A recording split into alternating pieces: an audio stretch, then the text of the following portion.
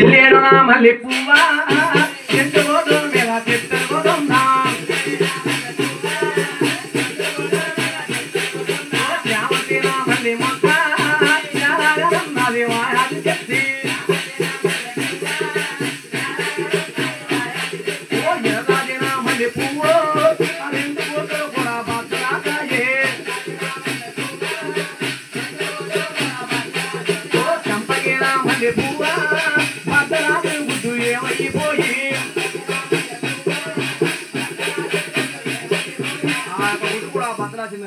భద్రాద్రి గుడ్లోంచి సత్తేడు సప్తములు చెట్లు శ్యామలు చిలకలన్నీ కూడా రెండో గుడ్లోంచి ఏర్పడినాయి. తల్లిగారికి కావాల్సినటువంటి రెండు గుడ్లోంచి ఇంక ఎన్ని గుడ్లు ఉన్నాయి? ఆ ఒంటి గుడ్డు మీద కూడా చెత్త ఎలా అరుగుతా ఉందంట. అమ్మ ఒంటి గుడ్డు మీద చెత్త అరుగుతుందా వాయాది చెత్త ఓ ఎదిరి ఉన్నది ఓ గుడు మీద గుడ్డు బతాలకి పోయో ఓ బతాలకి గుడ్డు ఏమైపోయిందా ఓ ముగ్గురు బాలలే జవాలకి పోయి ఓ ఎదిరి కుమారో భగవంతురమ్మ ఓ ఎంతగా పిలవారే భగవంతురమ్మ. గుడ్డు కూడా బద్దలాసిందట. బద్దలాసిన గుడ్లోంచి చక్కగా ముగ్గురు బాలలు పుట్టారు. పుట్టిన పసిపిల్లలను చూసి బాబు అలా కాదమ్మా గెరటి పెట్టిపోయి ఆ ముగ్గురు పసిపిల్లలు పుట్టబడి ఎలా తిప్పే కాగడ నాయన ఆ పక్క తిప్పే ఇంకా ఎదరికెట్టే బింది అది ఆ కుర్చీ దగ్గర పెట్టే ఒక లోపలికి రాకూడదు బయటకు వెళ్ళిపోలే చూడు. ఆ యొక్క ఇంకా ఎదరికెట్టేసే పర్లేదు అవసరం అయితే ఇంకా ఎదరికి పెట్టే అవసరం అయితే పొగ పక్క రాకూడదు. అలా కన్నాతైనటువంటి ఆదిపరాశక్తికి ఆ మూడో గుడిలోంచి చక్కగా ముగ్గురు కుమారులు పుట్టుకొచ్చారు. ఆ పుట్టిన పసిపాల ముగ్గురికి తల్లిగారు ఏం చేస్తున్నారా అయ్య వాళ్ళ జీవాలోయ్ జీవాలా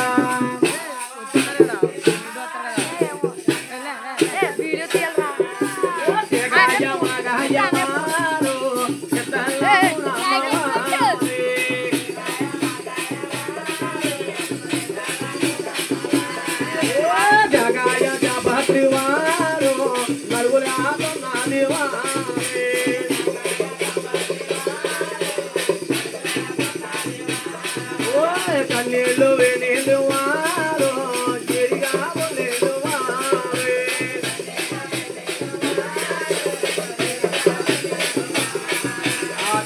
మాకాయ గిద్దలలోనే జాకాయ జాబత్తు నలుగులు పెట్టి కన్నీళ్లు వేడి నీళ్ళు కూడా ఏడు గావులు చల్లార్చుట.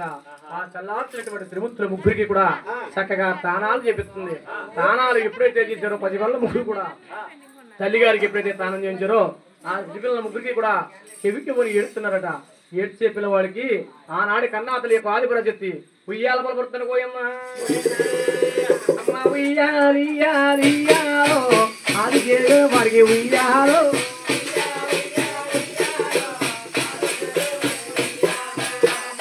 బాలకి ఉయ్యాల ఉయ్యాల లేచింది ఉయ్యాల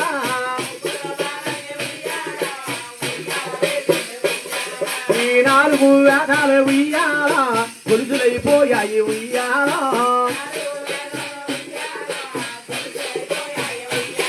అమ్మాది చేతులే ఉయ్యాల పానుపైపోయేడే ఉయ్యాల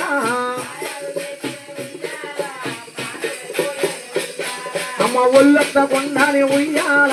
మల్లులో పోతేరే ఉయ్యాల ఏ మల్లిల పైన ఉయ్యాలో జాజులే పోతేరే ఉయ్యాల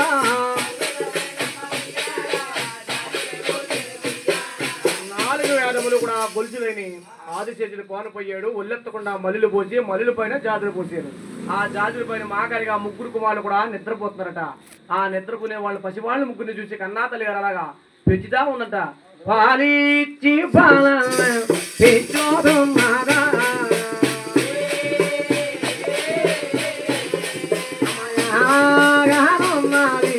ఆయాది చేస్తా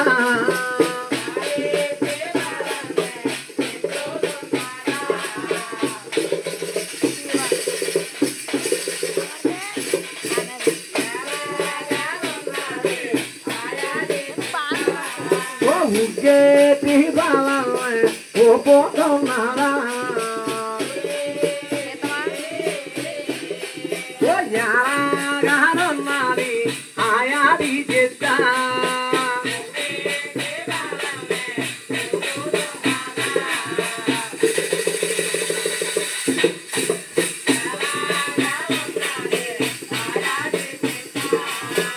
పొల తాగిన పాల గన్నతిన పాల ఉగ్గు తాగిన పాల అలా పదుగుతున్నారట అయ్యో కంచాని పోలోచి అర్జున నెట్టి అమ్మాయి అన్నది అన్న బాల ఎరిగిపోయేడు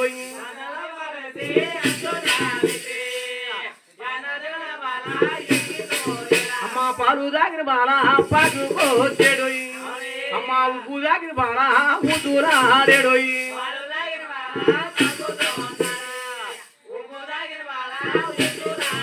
ఎన్నదిన వాళ్ళు ఎదుగుతున్నాడు ఉగ్గు దగ్గర వాళ్ళు ఊదులాడుతున్నాడు పాలు దగ్గర వాళ్ళు పాకుతున్నాడు అంటే మీకు అర్థమైంది లేదో ఆ స్వాముల వారికి కూర్చుండే వీడు కుర్చ పొద్దులు వీడు నుంచుండే వీడు నిలువ పొద్దులు వీడు లెగిచాడే వీడు లేకపోతులు వీడు దీనికి అర్థం ఏంటంటే 5వ నెలలో కొంతమంది కూర్చుంటారు కదా దాన్ని కూర్చుండే వీడు కుర్చ పొద్దులు అంటారు 5 నుంచి 7వ మాసంలో కొంతమంది నడుస్తూ ఉంటారు దాన్ని లెగిచేసే వీడు లేకపోతులు వీడు అంటారు అక్కడికి 9 మాసాలు వచ్చేవాడు సంవత్సరానికి ఎదురు నడుస్తారు వాళ్ళు లెగిచాడే వీడు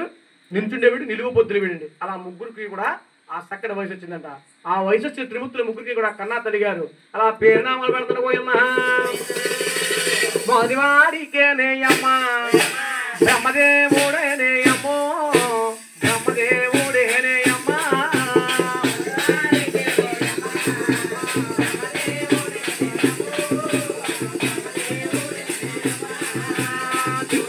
వాడికేయమ్మా అది చూవేనేయమ్మా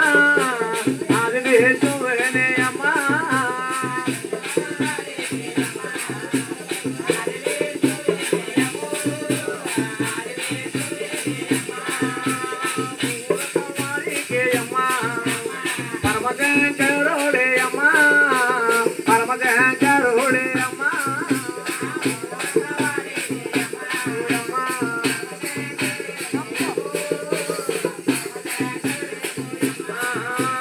పేరునా మారే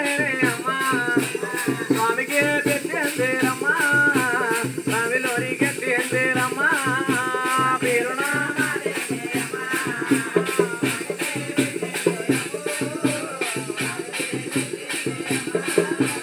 ఎప్పుడైతే ముగ్గురికి చక్కగా పేరునామాలు పెట్టి ఎవరికి మనం ముగ్గురు కూడా ఎదుగుతున్నారట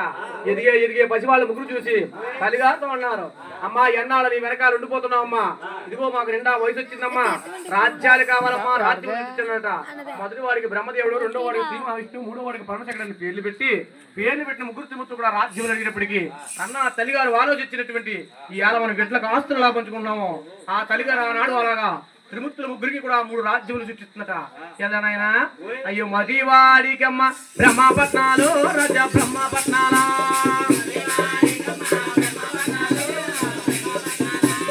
రెండో వాడికమ్మ వైకుంఠాలు అమ్మ విష్ణు పట్నాల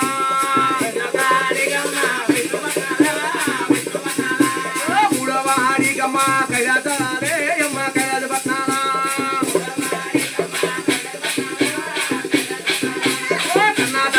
అమ్మ రాజాలు కిందో అమ్మ రాజాలు కిందో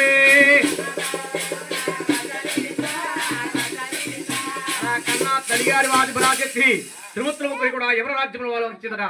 రాజ్యాల ముగ్గురు కూడా మహానుభావులు ఏలుతా ఉన్నారట